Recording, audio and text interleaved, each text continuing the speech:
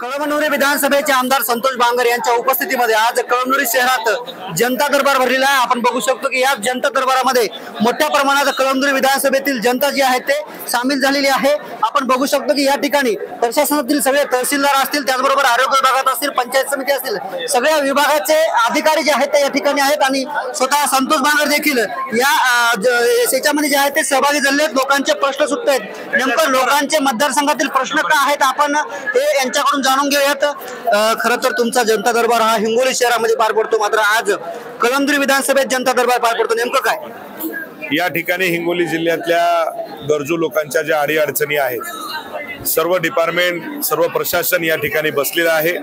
मग SDM साहेब असतील, तहसीलदार साहेब असतील, CO साहेब असतील, तुमच्या जिल्हा परिषदचे पंचायत समितीचे अधिकारी असतील, त्या ठिकाणी लाईनचा प्रश्न असेल, जाग्यावरच या ठिकाणी तुम्हाला सांगतो प्रश्न सोडवण्याचं काम शिवसेनेच्या माध्यमातून आम्ही करत आहोत। तर तुमच्या विधानसभेमध्ये केळी बागांचं प्रचंड नुकसान 2 वेळेस झालं।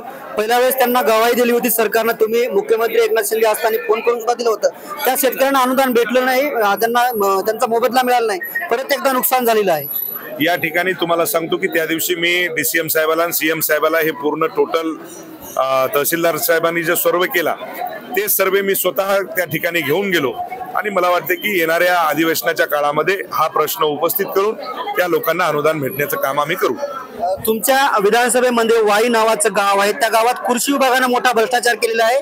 कृषी सहायकानं परस्पर कागदपत्र घेऊन एक गट स्थापन केला आणि त्या गटामध्ये पोखरा योजनेचे जेवणेच आहे, विविध योजनेचा लाभ घेतलेला आहे, शेतकऱ्यांना बोगस त्याच्यावर मला वाटते की कारवाई सुद्धा झालेली आहे आणि ज्या ठिकाणी असं म्हणजे आपल्याला माझ्याकडे जे शेतकरी आलेत त्यांना ताबडतोब त्या कृषी अधिकाऱ्याला आम्ही बोलून जिल्हा कृषी अधिकाऱ्याला बोललो आणि त्याच्यावरती कारवाई आम्ही केलेली आहे। मोठ्या प्रमाणात विधानसभेतील लोक आहेत, काय समस्या आहेत लोकांच्या मतदारसंघातील?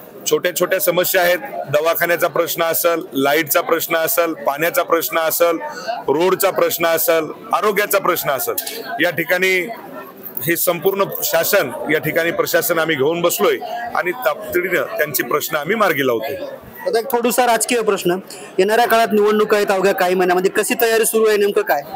मला वाटते की संतोष बांगरला तयारी करण्याची आवश्यकता नाही, 12ही महिने संतोष बांगरची तयारी चालू असते।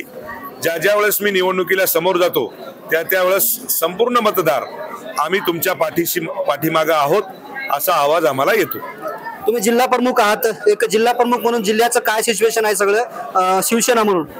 शिवसेना काय, शिवसेना पहिल्यापासूनच तुम्हाला सांगतो की समाजकारणामध्ये आहे, राजकारण 20% आणि समाजकारण 80%, त्या माध्यमातून आम्ही लोकांच्या समोर जातो।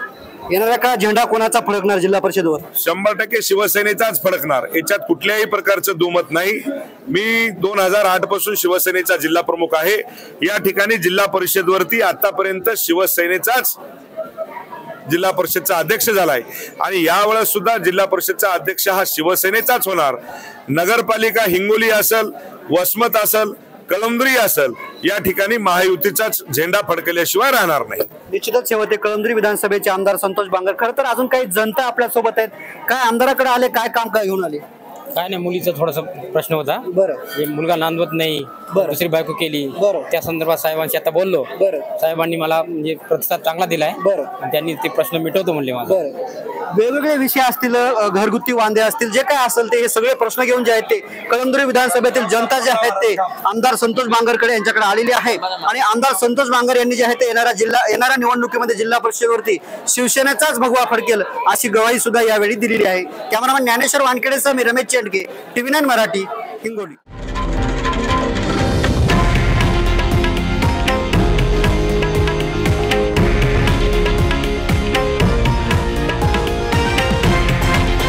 हे आहे देशातील नंबर 1 न्यूज नेटवर्क आणि आपण पाहत आहात TV9 मराठी, एकमेव।